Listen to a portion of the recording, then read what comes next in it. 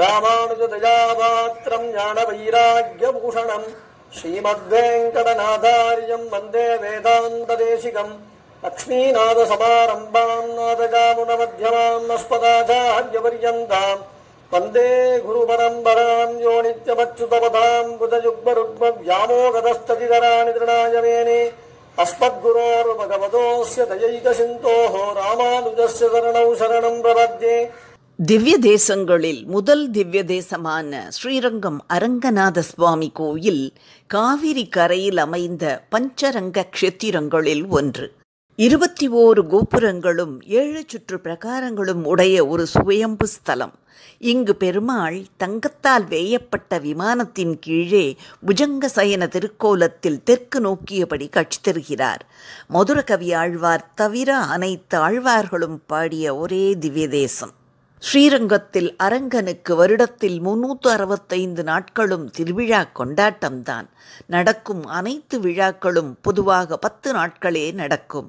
ஆனால் மார்கழி மாதத்தில் நடக்கும் வைகுண்ட ஏகாதசி திருவிழா மட்டும் 21 நாட்கள் நடக்கும். காரணம், அந்த திருவிழா அரங்கனுக்கு தமிழ் வேத திரு அத்தியன விழா, ஆழ்வார்களின் தீந்தமிழ் அருள் செயல் விழா, அரையர்களின் கொண்டாட்ட விழா, திவ்ய பிரபந்த பன்னிசை விழா, செந்தமிழ் வேதியரின் இயல் தமிழ் விழா, அரையர்கள் அரங்கேற்கும் நாட்டிய நாடக விழா, 21 நாட்கள் நடக்கும் பெரிய திருநாள் விழா, வையத்தோரை உய்விக்கும் வைகுண்ட ஏகாதசி பெருவிழா, பக்தர்கள் பரவசமாகும் பகல் 10 ராப்பத்து திருவிழா, 4000 ஆண்டுகளாக நடைபெறும் 4000 நற்றமிழ் விழா. இதனாலேயே இது பெரிய திருநாள் என்று அழைக்கப்படுகிறது.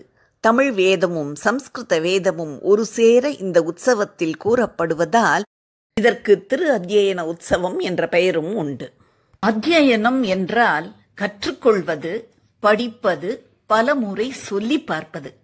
வேதத்தை நாம் ஆச்சாரியரிடம் இருந்து செவி வழி கேட்டு மறுபடியும் மறுபடியும் சொல்லி பார்த்து கற்றுக்கொண்டு பிறகு நித்திய அனுஷ்டான முறையில் கற்றுக்கொண்ட வேதத்தை அனுதினமும் சேவிக்க வேண்டும். ஸ்ரீரங்கத்தில் ஆழ்வார்கள் ஆச்சாரியர்கள் முன்னிலையில் 4000 திவ்ய பிரபந்தத்தை எம்பெருமான் திருச்செவி சாய்த்து இன்புறுவதே அத்தியன உற்சவம். மற்ற சில ஸ்ரீ வைஷ்ணவ ஸ்தலங்களிலும் அத்தியன உற்சவம் கொண்டாடப்படுகிறது. நம்மாழ்வார் பரமபதம் சென்ற நாளை அத்தியன உற்சவமாக போற்றி கொண்டாடுவது நம் சம்பிரதாய வழக்கம். அனத்தியனம் என்றால் அத்தியனம் செய்யாமல் இருத்தல். இந்த சில காலங்களில் இதிகாச புராணங்களை கற்றுக்கொள்வார்கள். இந்த அனத்தியன காலம் எப்படி ஏற்பட்டது என்பதை பார்ப்போமா? To watch more videos, subscribe பட்டனையும் பெல் பட்டனையும் பிரஸ் செய்து கொள்ளுங்கள். ஆழ்வார்களுள் கடைசியாக அவதரித்த திருமங்கை ஆழ்வார் எம்பெருமானால் திருத்தி பணி கொள்ளப்பட்டு பகவானின் அச்சாமூர்த்திகளில் ஆழ்ந்து மங்களாசாசனம் செய்து ஸ்ரீரங்கம் சென்று சேர்ந்து பல கைங்கரியங்களில் தன்னை ஈடுபடுத்திக் கொண்டார். ஆழ்வாரின் பாசுரங்களில் மிகவும் ஆழ்ந்து அனுபவித்து சேவித்து வந்தார். பொதுவாக நாம் கார்த்திகை மாதத்தில் கார்த்திகை நட்சத்திரத்தில் பௌர்ணமி திதி அன்று திருக்கார்த்திகை தீபம் கொண்டாடுகிறோம்.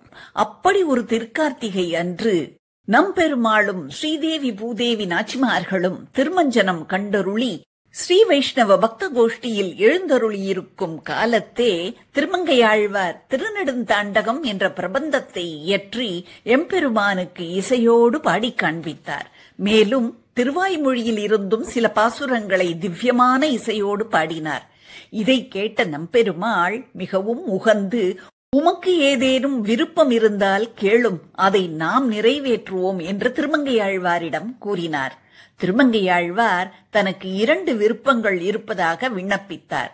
அதில் ஒன்று, எம்பெருமான் வைகுண்ட ஏகாதசி அதாவது மார்கழி மாதம் சுக்லபக்ஷம் அன்று அத்தியன உற்சவம் கண்டருளும் பொழுது வேத பாராயணத்துடன் திருவாய்மொழியை முழுவதுமாக கேட்டு அனுபவிக்க வேண்டும்.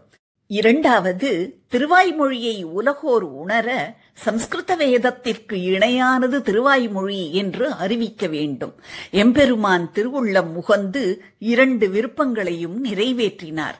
கலியன் தொடர்ந்து பாடியதால் அவருடைய குரல் வள சிரமத்தைக் கண்ட எம்பெருமான் திருக்கார்த்திகை தீபமன்று தன் திருமேனியில் சார்த்தியது போக மீதமுள்ள எண்ணெயை அவருக்கு கொடுக்க வேண்டும் என்று உடனடியாக உத்தரவு பிறப்பித்தார்.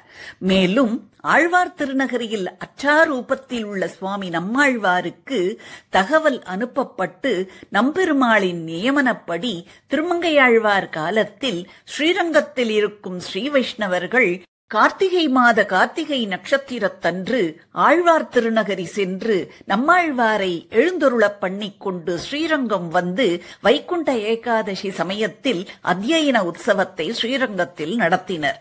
திருமங்கையாழ்வார் வைகுண்ட ஏகாதசி தொடக்கமாக தொடர்ந்து 10 நாட்கள் காலையில் வேதபாராயணமும் மாலையில் திருவாய்மொழி கோஷ்டியும் நடந்தேற வழி செய்தார். உற்சவத்தின் கடைசி நாளன்று ஆழ்வார் திருவடி தொழல், அதாவது நம்மாழ்வார் மோட்சம், நம்பெருமாளின் திருவடியை தன் திருமுடியால் நம்மாழ்வார் தீண்டும் நன்னாளை பக்தியுடன் கொண்டாடும் சம்பிரதாயத்தை அன்று ஏற்படுத்தினார். பிறகு நம்மாழ்வார் ஆழ்வார் திருநகரிக்கு புறப்பட்டுச் செல்கிறார். இப்படி சில காலம் சென்றது. கலியுகத்தின் கோலம் காலப்போக்கில் திவ்ய பிரபந்தம் தற்காலிகமாக மறைந்து ஆழ்வாரும் ஸ்ரீரங்கத்துக்கு எழுந்தருள்வது நின்றது.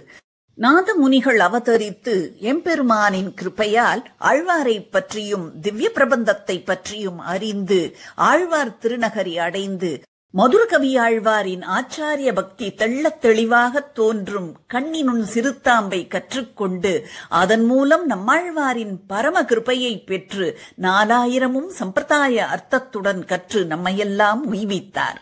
திவ்ய பிரபந்தத்தின் ஏற்றத்தையும் ஆழ்வார்களின் பெருமைகளையும் நம்மாழ்வார் மூலம் அறிந்த ஸ்ரீமத் நாதமுனிகள் நின்று போயிருந்த அத்தியன உற்சவத்தை தொடங்கும் பொருட்டு எம்பெருமானிடம் இருந்து ஆழ்வாருக்கு தகவல் சொல்லும்படி விண்ணப்பித்தார். நம்மாழ்வாரை திரும்பவும் ஸ்ரீரங்கம் எழுந்தருளும்படி வழி செய்தார். வேதத்திற்கு இணையானது திருவாய்மொழி என்ற எம்பெருமானின் நியமனத்தை அனுசரித்து நாதமுனிகள் திருவாய்மொழிக்கும் மற்ற பிரபந்தங்களுக்கும் அத்தியன காலத்தையும் ஏற்படுத்தினார்.